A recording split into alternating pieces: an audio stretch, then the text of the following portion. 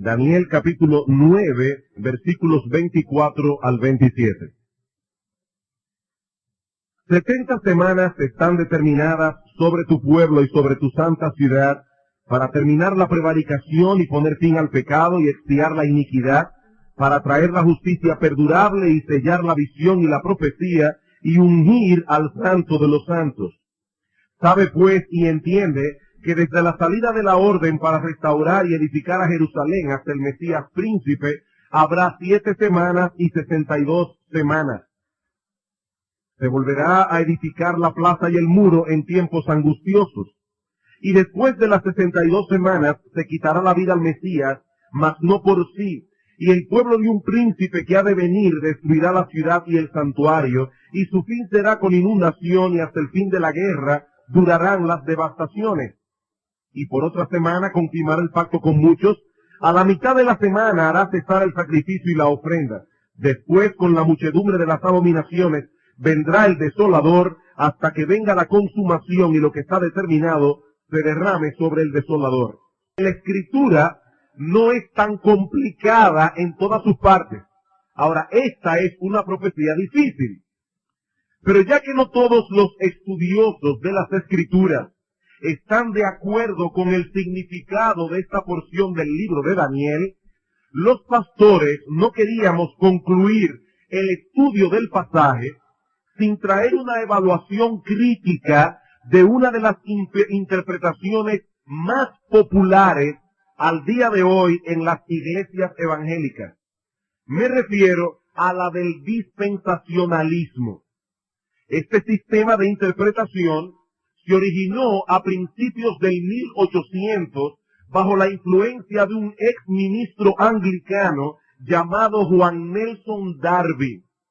En el 1827, Darby comenzó a desarrollar la novedosa teoría de que Dios tiene dos pueblos completamente distintos con los que ha tratado a través de la historia de la redención de dos maneras completamente distintas. Israel y la iglesia. Uno posee bendiciones y promesas y destino terrenal, Israel, y el otro promesa, bendiciones y destino celestial, la iglesia. Y en cierto modo, hermanos, podemos situar los orígenes del dispensacionalismo a partir del momento histórico cuando surge esta novedosa doctrina. A pesar de que este sistema de interpretación no se circunscribe únicamente al estudio de la escatología, es decir, al estudio de las últimas cosas, una de las características predominantes del dispensacionalismo es su marcado interés por esta área de la teología sistemática. En el 1831, Darby asistió al primer simposio profético de Powers Court, el cual ejerció una fuerte influencia sobre él, y en ese mismo año publicó algunos escritos sobre temas proféticos. Fue para esa misma fecha que Darby comenzó a desarrollar más a fondo otra teoría novedosa, que luego llegó a incorporar en su sistema, la de que nuestro Señor Jesucristo ha de regresar a la tierra en dos etapas. Una venida secreta inmediatamente antes de un tiempo de tribulación que según los dispensacionalistas durará 7 años, que de paso es otra teoría novedosa de ese sistema, y en la cual, o antes de la cual, la iglesia será arrebatada. Y la segunda etapa, una venida visible después de esa tribulación de 7 años. Ahora, hermanos, quiero dejar bien claro que la Biblia enseña en 1 Tesalonicenses, capítulo 4, versículos 13 en adelante, que la iglesia será arrebatada. Si un creyente no cree en el rapto de la iglesia, está cometiendo un serio error doctrinal, porque la Biblia ciertamente enseña que la iglesia será arrebatada, pero la Biblia también enseña que ese evento ocurrirá en el momento en que el Señor vuelva a la tierra por segunda vez, en su única segunda venida, para salvar a los suyos y castigar a los malos.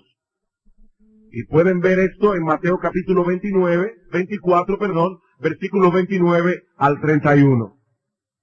Así que esta enseñanza de una venida de Cristo en dos partes y un arrebatamiento previo a la tribulación fue en su tiempo una verdadera novedad. No obstante, esta doctrina y todo el andamiaje del sistema dispensacionalista se hicieron tremendamente populares en el siglo XX gracias, entre otras cosas, al impacto de la publicación de la Biblia anotada de Scofield en el 1909. Ahora, ¿quién fue Ciro Ingersoll Scofield? Un abogado y político que fue convertido por el Señor en el 1879 a los 36 años de edad, luego de una vida muy desordenada. Y luego, 3 años después, fue ordenado al ministerio. En algún punto de su vida, Scofield conoce a Juan Nelson Darby y se hace uno de sus más devotos seguidores. Aunque este hombre no tenía entrenamiento teológico formal, porque él lo que era un abogado y un político, decidió publicar una versión de la Biblia anotada con sus propios comentarios, que muchos tomaron como la interpretación correcta de la palabra de Dios porque los leían en su Biblia.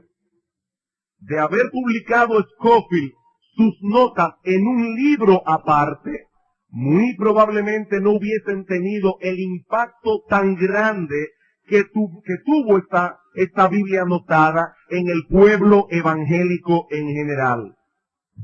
Ahora, ¿cuál es la enseñanza esencial del dispensacionalismo y cómo interpretan ellos la profecía de las 70 semanas de Daniel?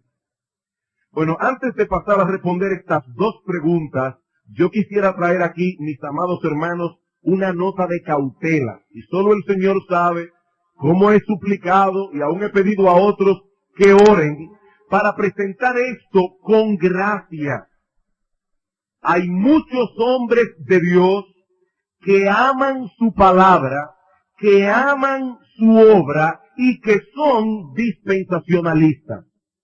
Personalmente conozco, amo y respeto a pastores y maestros de esta escuela de interpretación y a algunos de ellos les debo mucho. De hecho, inicié mi entrenamiento formal al ministerio en un seminario fundado por Scofield. Aunque debo decir, yo no soy tan viejo, yo estoy diciendo que lo fundó hace muchísimos años y yo estudié después ahí. O sea que realmente le debo mucho a maestros y pastores dispensacionalistas. Y de paso nosotros mismos en nuestros inicios éramos dispensacionalistas. Por lo que no quisiera ofender a ninguno de nuestros hermanos, ya sea con mi enseñanza ni con mi actitud. Atacaremos con celo santo lo que entendemos que es un serio error doctrinal, pero no atacaremos sus personas. Las doctrinas sí, pero no sus personas, porque si así lo hiciéramos, pecaríamos contra Dios. Habiendo hecho esta advertencia o habiendo traído esta nota de cautela, veamos ahora en primer lugar las características esenciales del dispensacionalismo y luego veremos cómo interpretan ellos la profecía de las 70 semanas. El dispensacionalismo es básicamente un sistema de interpretación bíblico que divide el programa de Dios en la historia de la redención en 7 dispensaciones. Ellos definen dispensación como un periodo de tiempo durante el cual Dios obra de una manera distinta con la humanidad. Según ellos, 5 de esas dispensaciones han pasado ya. Ahora estamos viviendo en la 6ª y aún falta la 7ª dispensación que será un reino terrenal de 1000 años inmediatamente después de la gran tribulación tal como ellos la interpretan. Este sistema de interpretación posee 3 características fundamentales. Todo aquel que se adhiera a estas 3 características puede ser considerado con toda justicia un dispensacionalista. ¿Cuáles son? Bueno, en primer lugar, un estricto literalismo al manejar el lenguaje de las Escrituras. Un estricto literalismo al manejar el lenguaje de las Escrituras. En su libro Dispensacionalismo Hoy, Charles Ryrie menciona esto como una de las características sine qua non del dispensacionalismo. ¿Y qué es una característica sine qua non? Bueno, que sin eso no hay lo otro. Ahora quiero aclarar, porque voy a estar citando de vez en cuando a Ryrie, que Charles Ryrie no es Juan Carlos Ryle. Son 2 personas diferentes. Juan Carlos Ryle fue un gran siervo de Dios inglés del siglo antepasado, 1800 y tantos. Charles Ryrie es un teólogo dispensacionalista moderno, actual. ¿Qué dice él? La interpretación que es consistentemente literal o llana pone de manifiesto el método dispensacional de interpretar las Escrituras. Ahora, mis hermanos, nosotros creemos que la Biblia debe interpretarse literalmente. Que estemos claros en eso. Nosotros creemos que la Biblia debe interpretarse literalmente. No nos adherimos al método de interpretación alegórico. Hay algunas personas que leen la Biblia y, por ejemplo, leen que Daniel fue arrojado en un foso de leones y dicen, bueno, Daniel representa aquí. Daniel no representa nada. Daniel es Daniel, un hombre que se llamó Daniel y que lo echaron en un foso de leones, de animales de 4 patas que rugen y muerden. Nosotros creemos en el método literal de interpretación. Pero noten que hablamos de un estricto literalismo. Al manejar el lenguaje de las Escrituras, debemos determinar su significado por la Escritura misma. En otras palabras, la Biblia se interpreta a sí misma. El problema del dispensacionalismo es que parte de una presuposición. Él asigna un significado a la palabra y para él ese es el único sentido normal que podemos darle. Por ejemplo, y aquí vamos a entrar en uno de los grandes problemas del dispensacionalismo. Según ellos, cuando la Biblia habla de Israel, siempre significa el pueblo que desciende de Abraham, el pueblo físico de Israel. Por lo tanto, cuando ellos leen una profecía que dice Israel, de inmediato arguyen que donde dice Israel debemos leer ese pueblo y no ninguna otra cosa.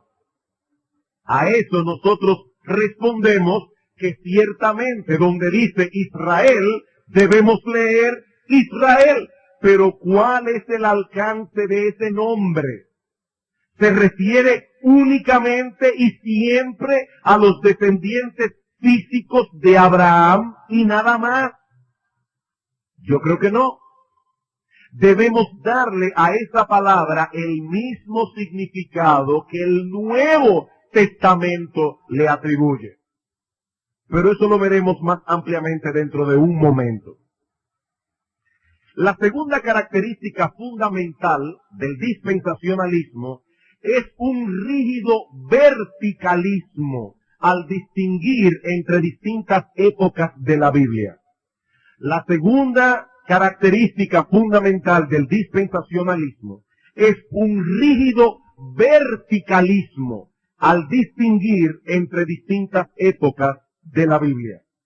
Ahora, hermanos, en las Escrituras, nosotros ciertamente podemos distinguir varias épocas en las que Dios ha tratado con el hombre.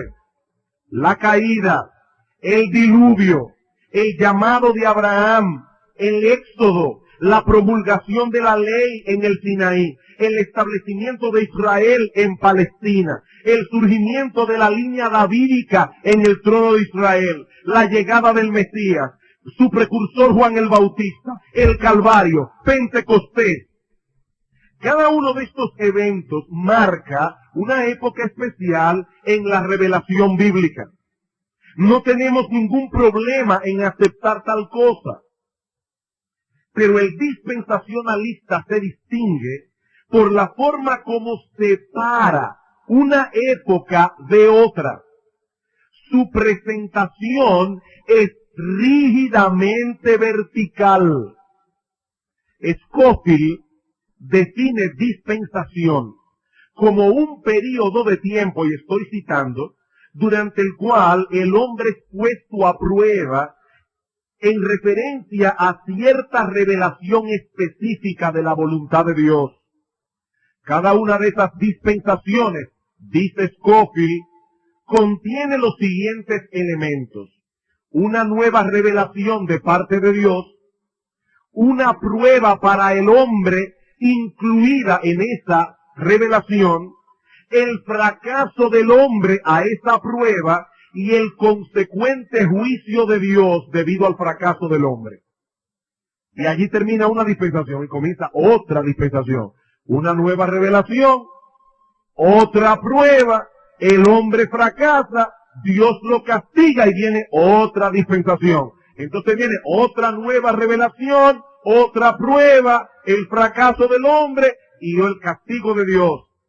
Y en cada una de esas dispensaciones, y esto es crucial, hermanos, en cada una de estas dispensaciones se anula la responsabilidad del hombre con respecto a la revelación anterior, a menos que esto sea ratificado en la nueva dispensación.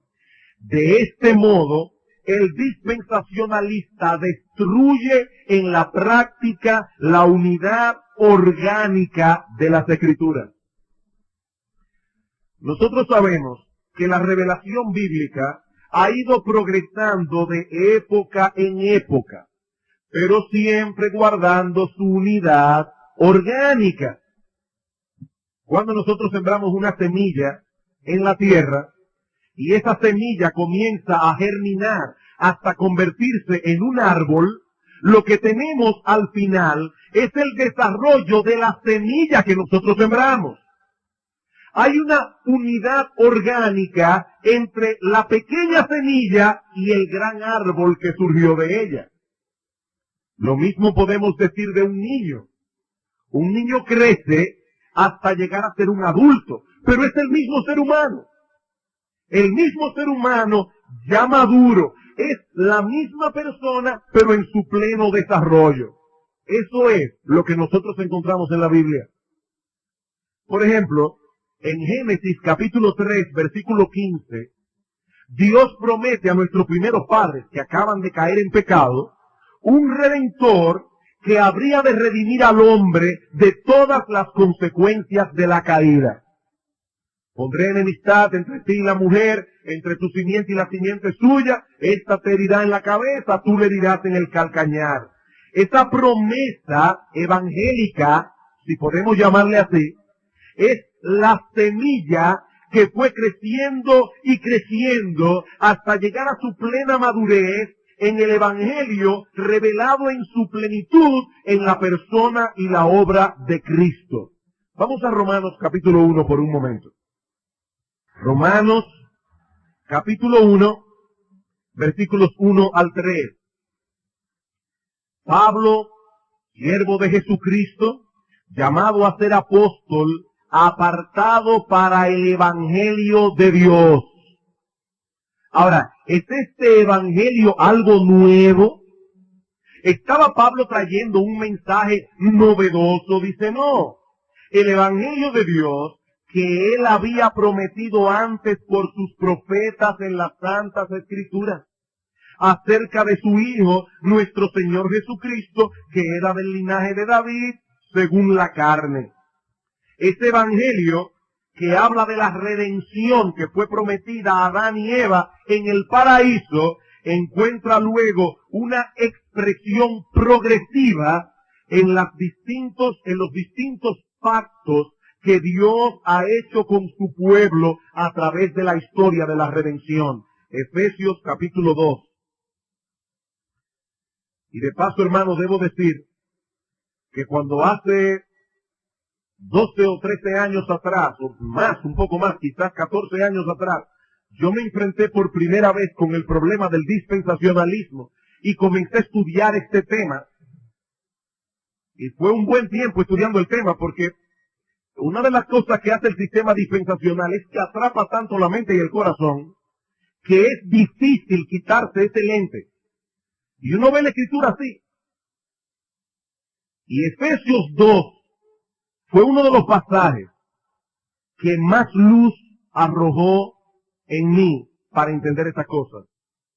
Dice en Efesios capítulo 2, y aquí no tenemos el tiempo de estudiarlo a fondo, pero en el versículo 11 dice: por tanto, acordaos de que en otro tiempo, vosotros los gentiles en cuanto a la carne, erais llamados incircuncisión por la llamada circuncisión hecha con mano en la carne. En aquel tiempo estabais sin Cristo, alejados de la ciudadanía de Israel y ajenos a los pactos de la promesa, sin esperanza y sin Dios en el mundo. Pablo dice, Dios ha hecho varios pactos a lo largo de la historia, varios pactos.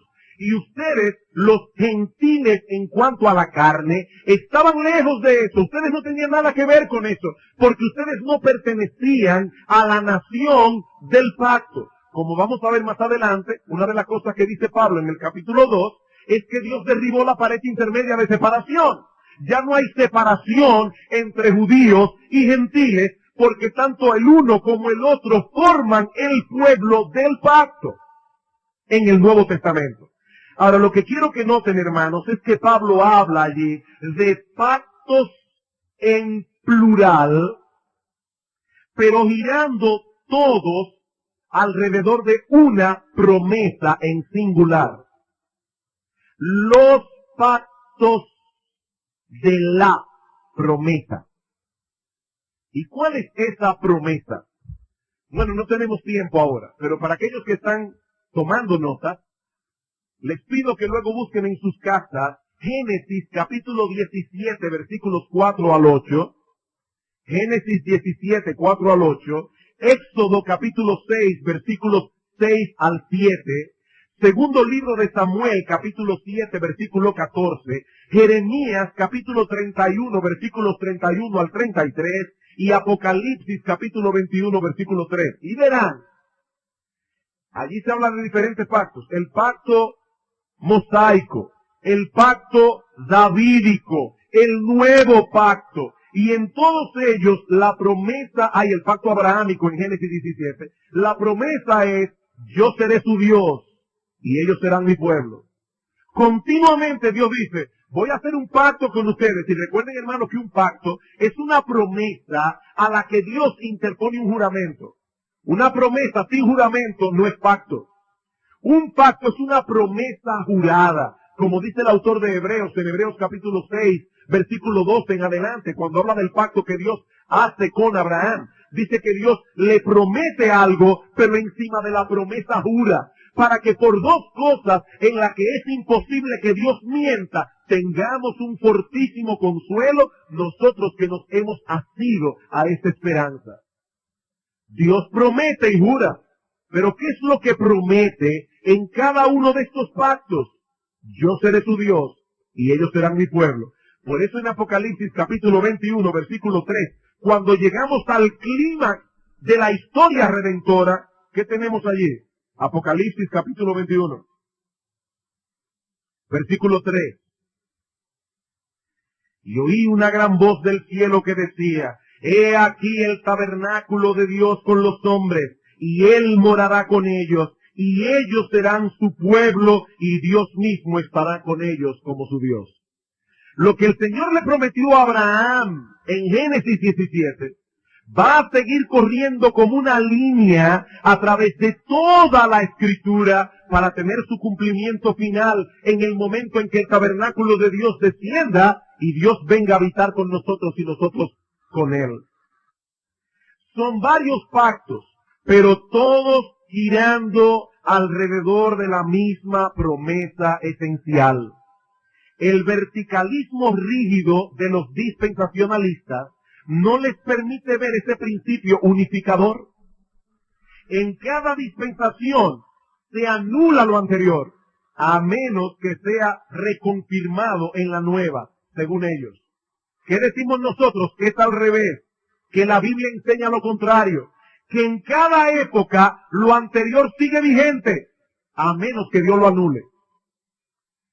Hermanos, si no ven esto, ustedes van a ser dispensacionalistas. ¿Ven lo que estamos diciendo? La diferencia. Ellos dicen, viene una nueva dispensación, lo anterior queda anulado, a menos que Dios lo ratifique. Nosotros decimos, no. Viene una nueva época y una revelación nueva de Dios, lo anterior sigue vigente porque Dios no ha cambiado, a menos que Dios mismo lo anule. Es diferente. Es muy diferente. Por eso que ustedes ven que hay personas que el día de hoy no guardan el día del Señor. ¿Por qué? Porque esto es del Antiguo Testamento, eso no pertenece a la iglesia. Eso es de otra dispensación. Y ya con esto resuelven el problema. Pero Dios sigue siendo el mismo. Dios sigue considerando el homicidio como pecado, el robo como pecado, el adulterio como pecado. Él no ha cambiado su carácter moral. Él no ha cambiado su carácter moral. Él sigue siendo el mismo. La tercera característica fundamental de este sistema es una separación radical en la comunidad de los redimidos revelada en las Escrituras. Hemos hablado de tres cosas. Un estricto literalismo al manejar el lenguaje de las Escrituras. Un rígido verticalismo al distinguir entre las distintas épocas de la Biblia. Y ahora decimos una separación radical en la comunidad de los redimidos reveladas en la Biblia. Una lectura rápida de la Biblia revela que a través de la historia de la redención, Dios ha tratado con dos comunidades de redimidos. Dos. En el Antiguo Testamento, Israel. En el Nuevo Testamento, la Iglesia. Y ciertamente, hermanos, la Iglesia e Israel no son idénticos. Israel es Israel, la Iglesia tiene características que son peculiares a la Iglesia. Ahora, hermanos, ¿cuál es la relación que existe entre ambas comunidades? ¿Existe alguna conexión orgánica entre Israel y la Iglesia? ¿O son dos cosas completamente distintas y separadas? Los dispensacionalistas responden, son dos líneas paralelas que nunca se juntan, que permanecerán eternamente separadas la una de la otra. Como alguien ha dicho, la premisa básica del dispensacionalismo es que hay dos propósitos de Dios expresados en la formación de dos pueblos que mantienen sus distinciones a través de la eternidad. Sin ánimo de ser irreverente ni burlón, sino más bien ilustrativo, lo que estos hermanos están diciendo es que en la eternidad los judíos vivirán en su barrio y nosotros en el nuestro. Son dos cosas completamente diferentes. De hecho, algunos dispensacionalistas enseñan que en el reino de 1000 años, que ellos creen, porque nosotros no creemos en tal cosa, pero en ese reino de 1000 años, la iglesia va a estar en la tierra, Israel va a estar viviendo en la tierra, y la nueva Jerusalén, según ellos, es una ciudad en forma de cubo que estará suspendida en el cielo donde vivirá la iglesia. La iglesia en un lado, Israel en el otro. Ahora, hermanos, no todos los dispensacionalistas creen eso, aclaro, pero muchos sí lo creen. Ahora, lo que todos sí creen es que estas dos comunidades son distintas, completamente distintas. Y esta es una de las características más singulares del dispensacionalismo. Nunca antes, la Iglesia de Cristo dudó que muchas de las profecías del Antiguo Testamento concernientes a Israel se estuviesen cumpliendo hoy en la Iglesia, que es el Israel del Nuevo Pacto. Eso nunca la Iglesia lo dudó hasta que llegó Darby, hasta que llegó Juan Nelson Darby. De hecho, Lewis Sperry Chafer, o Schaeffer, como se debe pronunciar en inglés, que es uno de los más renombrados teólogos dispensacionalistas, dice lo siguiente en su obra El reino en la historia y la profecía. Dice: la teología protestante ha enseñado generalmente que todas las promesas del reino y aún el gran pacto davídico se han cumplido en y a través de la Iglesia. Él reconoce que eso siempre fue así. Por eso ellos se consideran a sí mismos como aquellos que han descubierto una nueva verdad que la Iglesia de Cristo no vio en siglos. Hermanos, eso es lo que la Iglesia de Cristo ha creído a través de las edades. Que el pacto davídico y muchas de las promesas de Dios para Israel en el Antiguo Testamento se están cumpliendo hoy en la Iglesia, que es el Israel espiritual de Dios. Pero a pesar de eso, los dispensacionalistas insisten en que las promesas del Antiguo Testamento son única y exclusivamente para los descendientes físicos de Abraham, es decir, los judíos. Más aún, nuestros hermanos dispensacionalistas dicen que la Iglesia no aparece en ninguna profecía del Antiguo Testamento. En ninguna. La Iglesia, según los dispensacionalistas, es un paréntesis que Dios introdujo en el programa del reino judío profetizado en el Antiguo Testamento. O sea, Dios está lidiando con Israel. Llega el Mesías, es rechazado. Entonces, ¿qué ocurre? Que entra allí Dios, un paréntesis que es la Iglesia. El plan de Dios para con los judíos queda suspendido.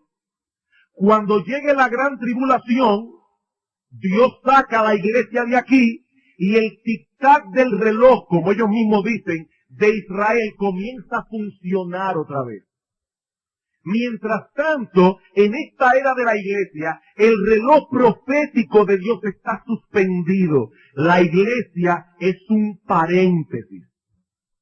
Y ninguna de las profecías del Antiguo Testamento, dicen ellos, se están cumpliendo hoy en la Iglesia.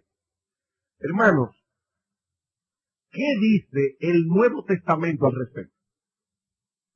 ¿Qué dice el Nuevo Testamento? Como yo decía hace un momento, nosotros debemos interpretar las Escrituras literalmente. Donde dice Israel, no vamos a leer Filistea, debemos leer Israel. Ahora, ¿cómo interpreta la Biblia ese nombre Israel? Bueno, veamos lo que dice el Nuevo Testamento. Romanos capítulo 2.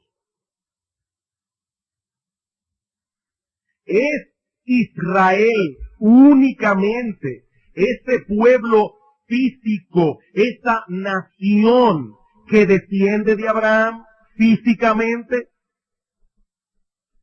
Romanos capítulo 2, versículo 26.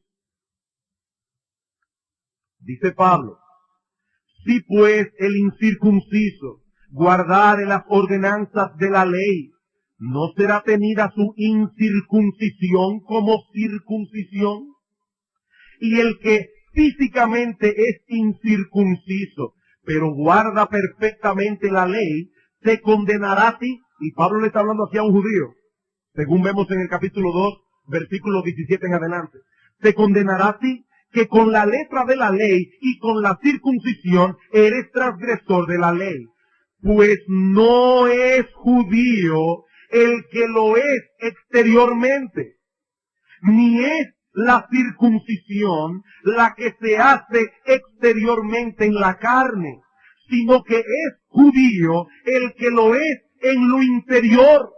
Y la circuncisión es la del corazón, en espíritu, no en letra, la alabanza del cual no viene de los hombres, sino de Dios. Hermanos, ¿cuál es el ritual que marcaba a un judío y lo separaba de todas las otras naciones de la tierra? La circuncisión. ¿Y qué dice Pablo en Colosenses capítulo 2? Que Cristo circuncidó nuestro corazón.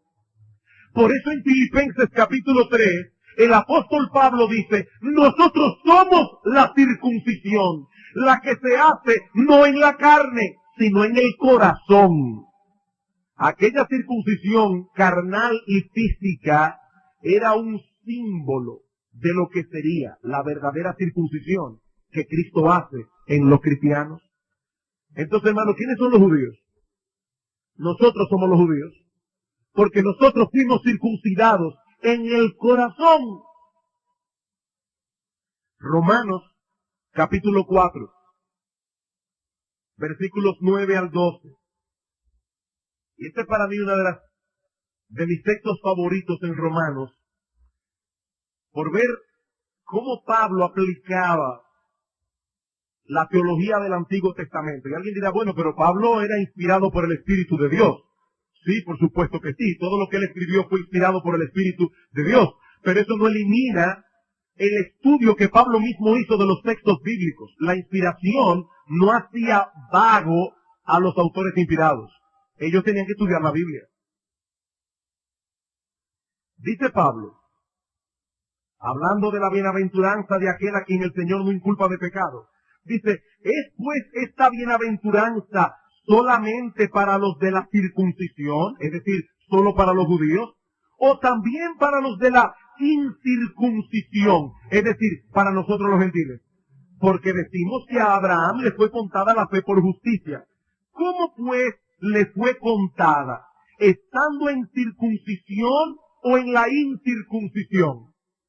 Hermanos, vayan al Génesis, no ahora, en su casa, y busquen en la historia de Abraham para ver en qué momento Dios le dice a Abraham, tu fe te es contada por justicia. Y se van a dar cuenta que cuando Dios le dice eso a Abraham, él todavía no estaba circuncidado. Él era un incircunciso. Y luego Dios le dice que se circuncide.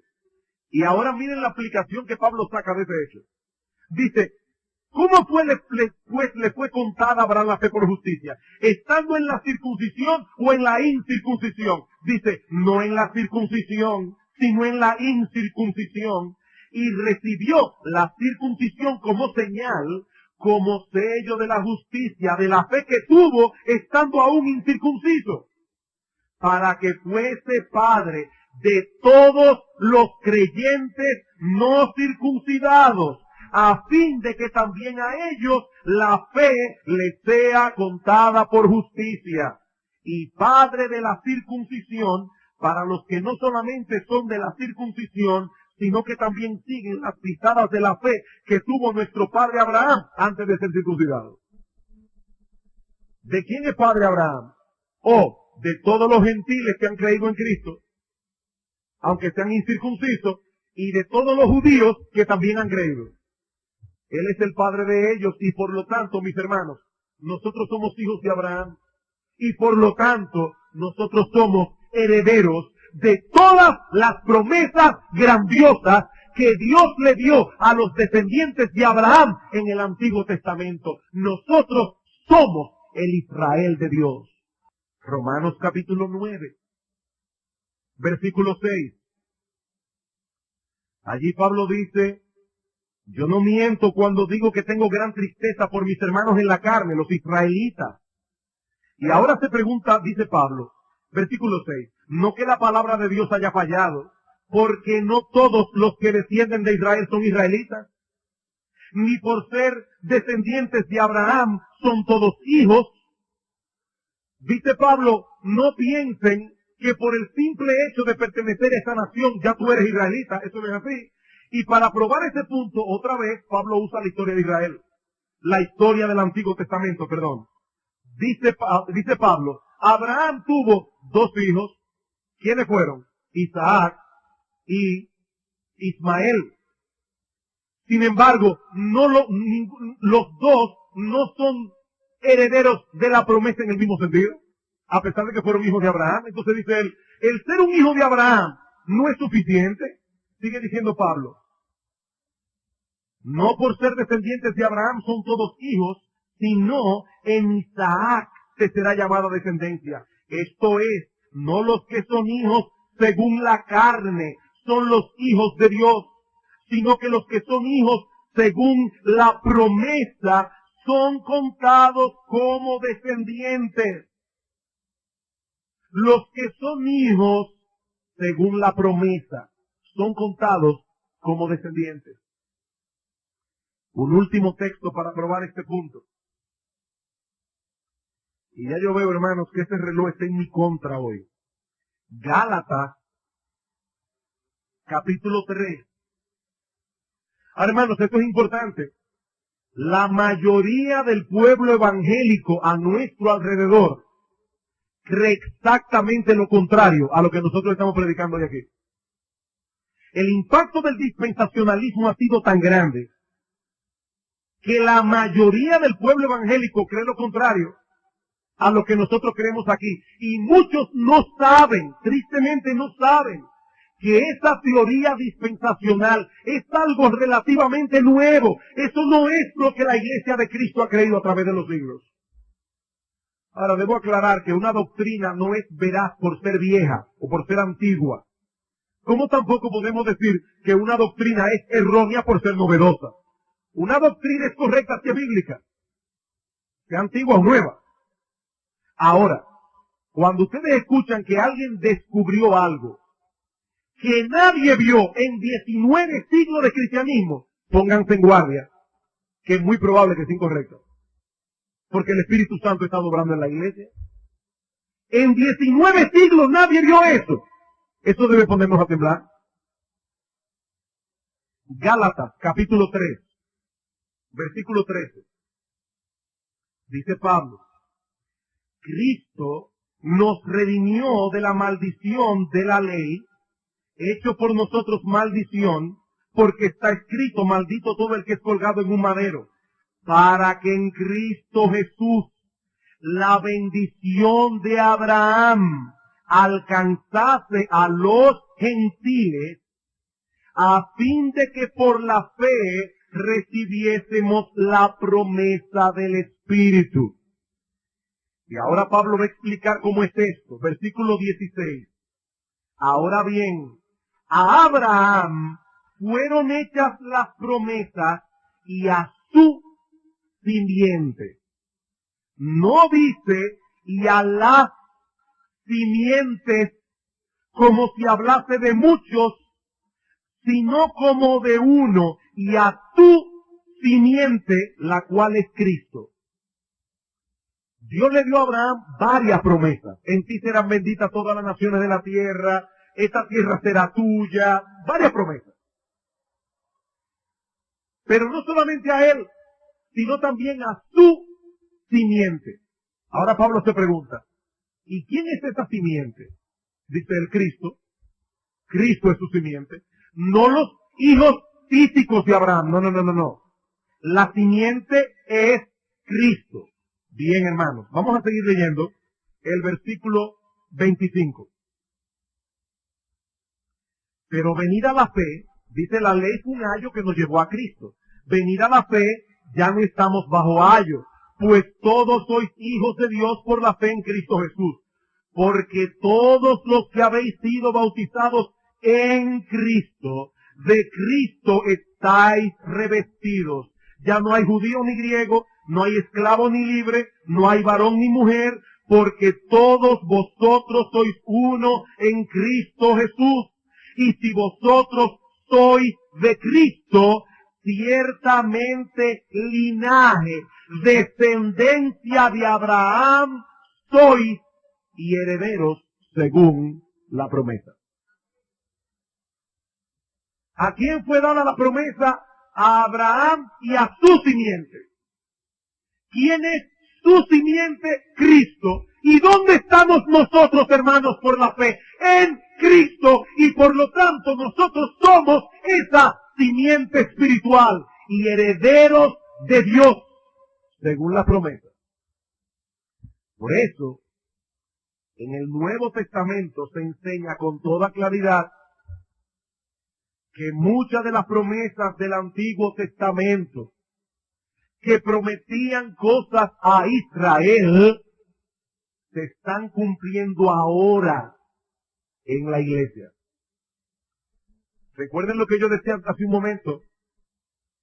Según los dispensacionalistas, la iglesia no aparece en la página del Antiguo Testamento. Ninguna profecía del Antiguo Testamento tiene que ver con la iglesia, porque allí dice Israel y tienen que ser los descendientes físicos de Abraham. ¿Pero qué dice el Nuevo Testamento? Hechos, capítulo 3, versículo 24. Y todos los profetas, desde Samuel en adelante, cuantos han hablado, también han anunciado estos días. Y él está hablando aquí después de Pentecostés, cuando ya la iglesia estaba funcionando y predicando. Dice, todos los profetas, ¿de qué hablaron? De estos días. Vamos una página atrás, en Hechos capítulo 2. Ustedes aquí todos conocen lo que pasó con la iglesia, cuando se inaugura la iglesia en el día de Pentecostés. El Espíritu Santo descendió, los apóstoles y los discípulos comenzaron a hablar en otras lenguas, etcétera, etcétera. Algunas personas que estaban allí dijeron, estos están borrachos. ¿Y qué dice el apóstol Pedro? Versículo 14. Entonces Pedro, poniéndose en pie con los 11, alzó la voz y les habló diciendo, varones judíos y todos los que habitáis en Jerusalén, esto sea notorio y oíd mis palabras, porque estos no están ebrios como vosotros suponéis, puesto que es la hora tercera del día. Los judíos comenzaban a contar a partir de las 6 de la mañana. Era que se contaba el tiempo. La tercera hora era las 9. Dice, ¿cómo ellos van a estar tomando todavía si son las 9 de la mañana? Hoy, eso es posible. En aquella época eso era inconcebible. ¿Cómo lo explica Pedro? Mas esto es lo dicho por el profeta Joel. Y en los postreros días, dice Dios, derramaré mi espíritu sobre toda carne y vuestros hijos y vuestras hijas. Y hermanos, todavía los dispensacionalistas insisten en que esta profecía no se ha cumplido. Que lo que ese texto dice es que lo que pasó en Pentecostés es una ilustración de lo que profetizó Joel. Pero eso no es lo que dice ahí. Ahí dice, esto es lo que profetizó Joel. Esto que usted es cumplimiento de lo que Joel profetizó. Y se está cumpliendo ahora en la iglesia. Hechos capítulo 15. Versículos 2 al 18. Aquí tenemos el concilio de Jerusalén. Algunos estaban inquietos porque se predicara el evangelio a los gentiles. No entendían todavía qué es lo que estaba pasando. Y dice en el versículo 12, entonces toda la multitud cayó y oyeron a Bernabé y a Pablo que contaban cuán grandes señales y maravillas había hecho Dios por medio de ellos entre los gentiles. Y cuando ellos callaron, Jacobo respondió diciendo, varones hermanos, oídme. Simón ha contado cómo Dios visitó por primera vez a los gentiles en la casa de Cornelio para tomar de ellos pueblo para su nombre. Y con esto concuerdan las palabras de los profetas. Como está escrito, después de esto volveré y reedificaré el tabernáculo de David que está caído y repararé sus ruinas. El tabernáculo de David. Y dice, eso es lo que está pasando ahora. Para que el resto de los hombres busque al Señor y todos los gentiles sobre los cuales es invocado mi nombre, dice el Señor, que hace conocer todo esto desde tiempos antiguos. Dice, hermanos, esto no es nuevo. Si Pablo hubiese vivido en esta época, hubiera dicho, esto no es un paréntesis en el programa de Dios. Esto es lo que Dios viene anunciando desde tiempos antiguos. Que vendrá un momento en que las ramas naturales serán injertadas en el buen olivo. Las ramas silvestres, serán injertadas en el buen olivo y las ramas naturales incrédulas serán desgajadas. ¿Qué es lo que ha pasado? O que en el pueblo de Dios, los judíos, los descendientes físicos de Abraham que no creyeron, fueron cortados y ya no pertenecen al pueblo de Dios. Y nosotros, que nacimos en San Juan de la Maguana, en Baní, en qué sé yo dónde, y hemos creído en Cristo, hemos sido injertados en ese buen olivo, y ahora nosotros somos el pueblo de Dios. Eso es lo que ha pasado. Como este reloj sigue caminando, los invito luego en su casa a leer Jeremías capítulo 31, versículos 31 al 33, y compararlo con Hebreos capítulo 8, versículos 6 al 8 y versículo 13. Y van a ver que allí Jeremías profetiza un nuevo pacto para la casa de Israel, que se está cumpliendo hoy en nosotros. Por eso Cristo dice, esta es la sangre del nuevo pacto que por vosotros es derramada. A la luz de todos estos textos, mis amados hermanos, podemos decir con confianza que el Nuevo Testamento contempla a la iglesia como el Israel espiritual de Dios que ha llegado a su madurez y en la cual está teniendo cumplimiento muchas de las promesas del Antiguo Testamento. Estamos en el primer punto del mensaje.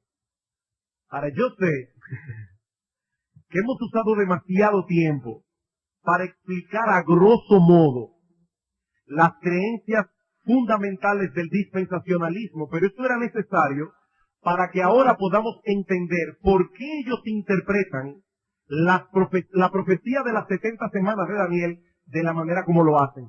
Y voy a tratar ahora de ser bien breve. ¿Cómo interpretan los dispensacionalistas Daniel 9, 24 al 27? Al igual que nosotros, los dispensacionalistas entienden que Daniel está profetizando aquí la aparición del Mesías en el escenario de Israel 483 años después de la salida de la orden para restaurar y edificar Jerusalén. Y aunque nosotros podemos diferir en cuanto a ciertos detalles de tiempo, en esencia creemos lo mismo en cuanto a eso. El problema surge por la premisa dispensacionalista de que las profecías concernientes a Israel solo pueden cumplirse en la nación física que desciende de Abraham, con los cuales Dios, según ellos, todavía tiene un plan, independientemente de la iglesia. Por eso es que los dispensacionalistas viven atentos a todas las noticias que salen en el periódico con respecto a Israel, porque ellos están esperando que esta nación vuelva a ser la nación de Dios.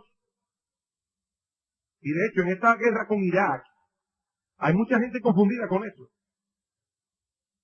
Y yo no digo esto por ser descendiente de palestinos. Yo digo esto por ser bíblico.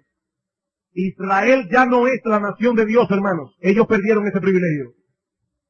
Y Dios ya no tiene ningún plan con Israel especial, en una forma especial, a diferencia de ninguna otra nación de la tierra. Nosotros debemos orar por Israel, debemos amar a los judíos, debemos procurar la salvación de ellos, pero ellos perdieron su privilegio. La iglesia es el Israel espiritual de Dios. Pero eso no es lo que nuestros hermanos creen. Ellos creen que en algún punto del futuro la iglesia será arrebatada, el tic-tac del reloj profético comenzará a correr otra vez y Dios reanudará el plan que dejó en suspenso con respecto a Israel. Y entonces, dicen ellos, se cumplirán estas 70 semanas de la que habla Daniel. Según ellos, 69 ya se cumplieron, pero falta una, según ellos. ¿Cuál? La de la gran tribulación, que es cuando el tic-tac del reloj comienza a correr de nuevo.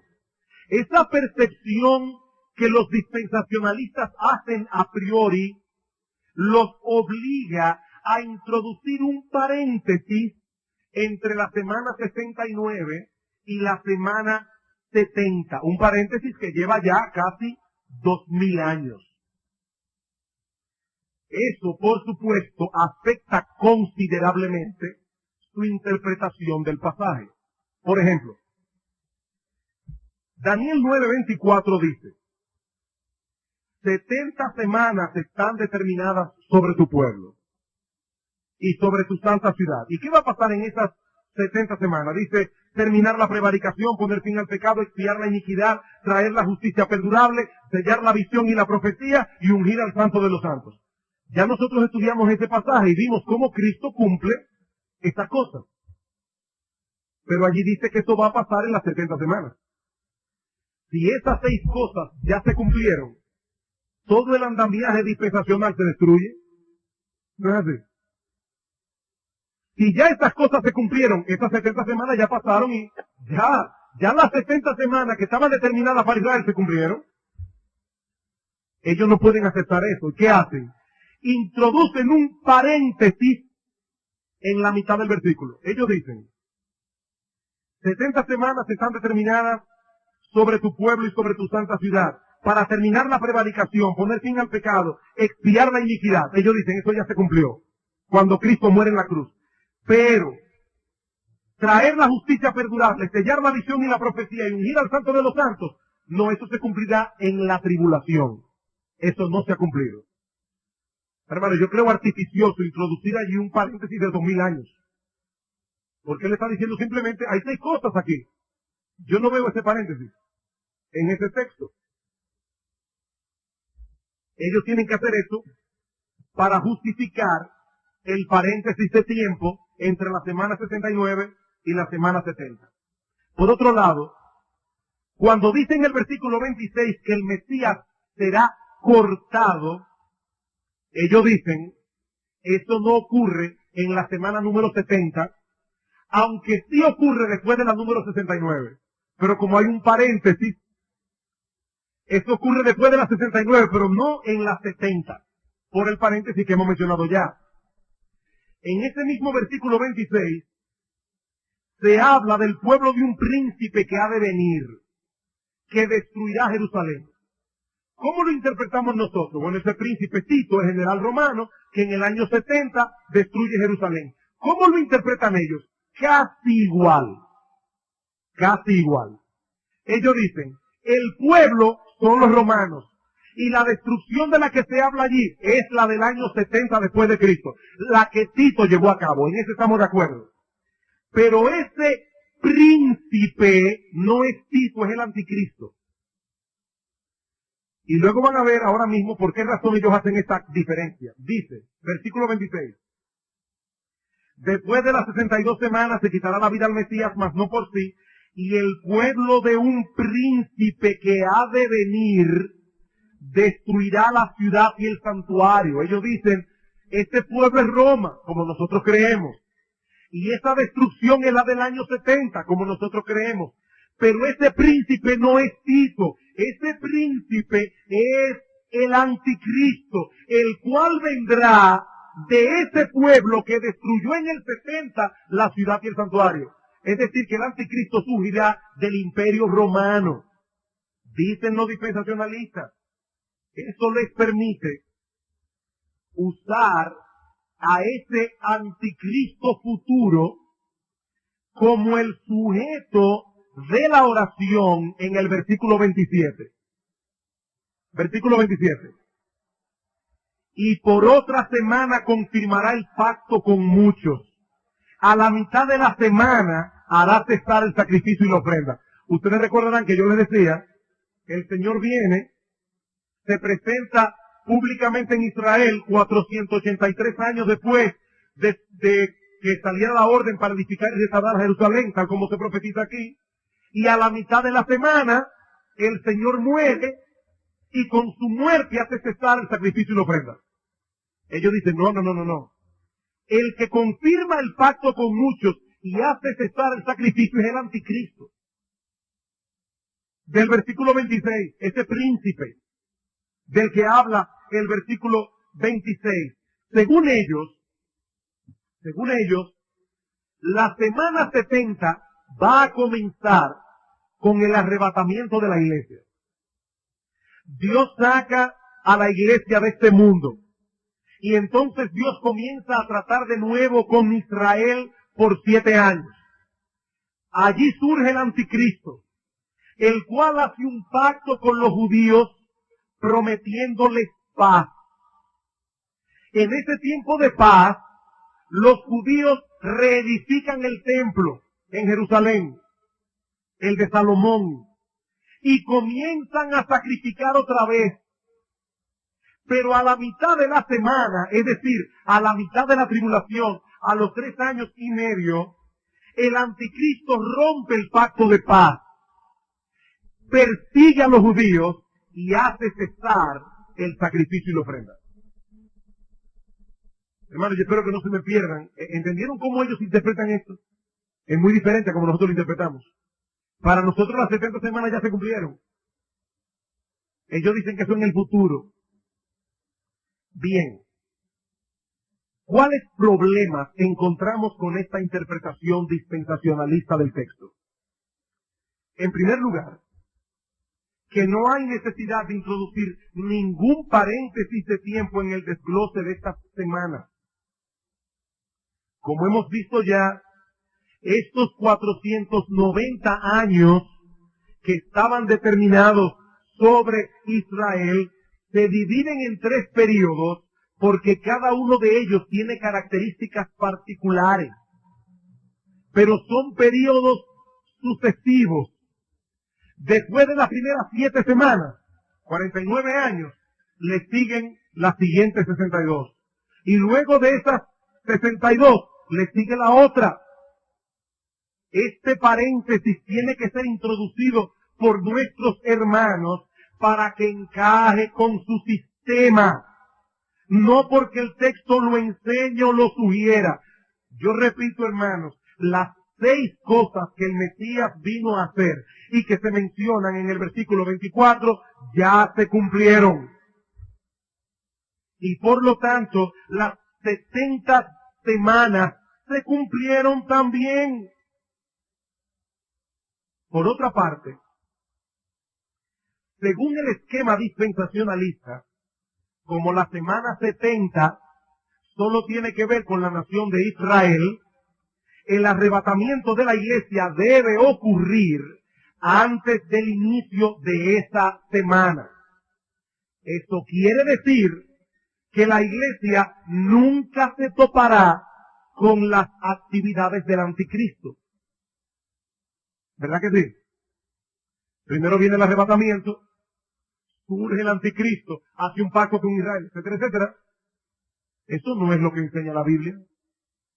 Eso no es lo que enseña la Biblia. Claramente no es. Segunda a Tesalonicenses capítulo 2. Segunda a Tesalonicenses capítulo 2. Pero con respecto a la venida de nuestro Señor Jesucristo y nuestra reunión con Él, ¿de qué está hablando Pablo allí? La venida del Señor y nuestra reunión con Él, el arrebatamiento de la iglesia.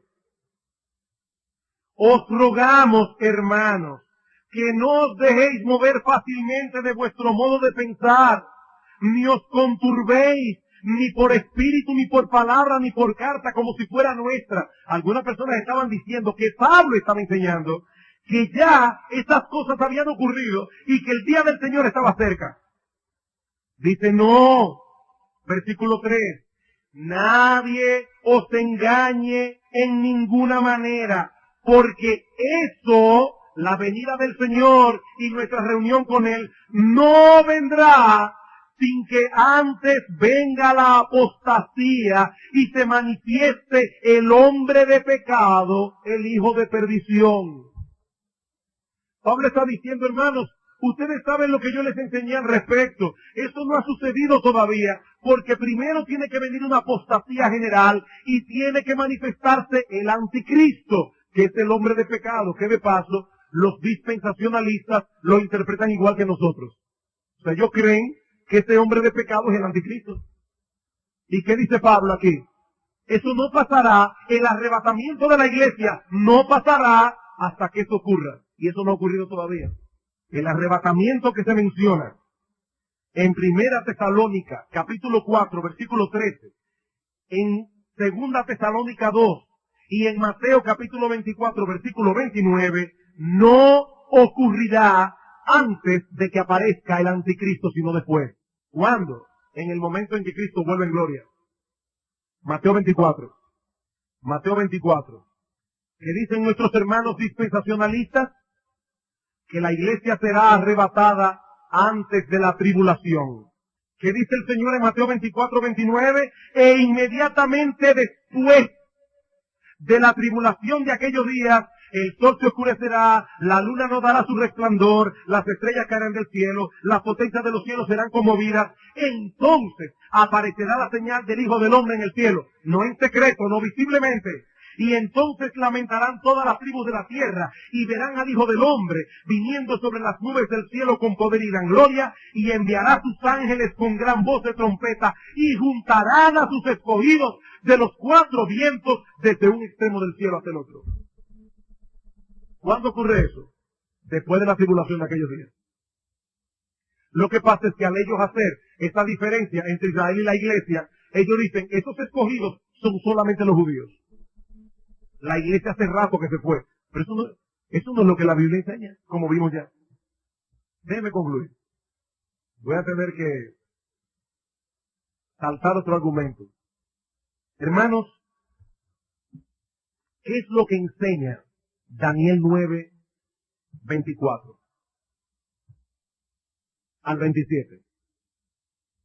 Allí se profetizan básicamente cuatro cosas en ese pasaje. Resumiendo, ¿qué es lo que enseña este texto? Cuatro cosas. En primer lugar, el regreso de los cautivos y la restauración de Jerusalén. En segundo lugar, la aparición del Mesías en el escenario de Israel, 483 años después de la salida de la orden para restaurar y edificar a Jerusalén. En tercer lugar, el rechazo y muerte del Mesías, lo que trae como resultado, en cuarto lugar, la destrucción de Jerusalén. Eso es lo que se profetiza aquí. ¿Cómo se cumplieron estas cosas en este lapso de tiempo de 490 años? En tres periodos de tiempo consecutivos. El primero de 49 semanas, es decir, de 7 semanas, 49 años, durante los cuales Jerusalén fue restaurada con su plaza y su muro en tiempos angustiosos, como dice el versículo 25.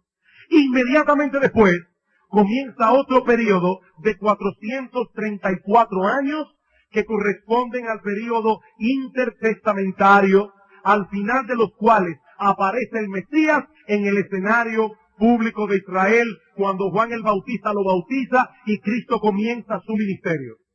El tercer periodo de 7 años, a la mitad de los cuales el Mesías fue muerto. Y los 3 años y medio restantes probablemente corresponden al tiempo en que el Evangelio permaneció siendo predicado únicamente en los confines del territorio de Israel. O sea que Dios continuó trabajando con su pueblo hasta que la persecución de los mismos judíos provoca que la iglesia salga hacia afuera a compartir las buenas nuevas con los gentiles. El último evento mencionado en la profecía, la destrucción de Jerusalén en el año 70 después de Cristo, aunque no ocurrió dentro de ese periodo de tiempo de 490 años, se encuentra íntimamente relacionado con lo que ocurrió a la mitad de la semana 70 cuando Cristo fue crucificado. La destrucción de Jerusalén en el 70 fue un juicio de Dios sobre Israel por haber rechazado a su Mesías, como vemos claramente en Mateo capítulo 23, versículo 37, hasta Mateo capítulo 24, versículo 2. Y de este modo concluimos el estudio de esta fascinante y extraordinaria profecía del Antiguo Testamento. Una vez más, reitero que no estaba en mi ánimo ofender a nadie con estas cosas, pero estamos llamados a proclamar con fidelidad todo el consejo de Dios, y eso conlleva necesariamente combatir contra toda distorsión doctrinal. Porque ¿saben qué, hermanos? Toda distorsión doctrinal causa distorsión en la vida cristiana práctica. Y yo tenía aquí 4 aplicaciones que no voy a dar. No se preocupen, no las voy a dar. Solo quiero ilustrarlo con una sola.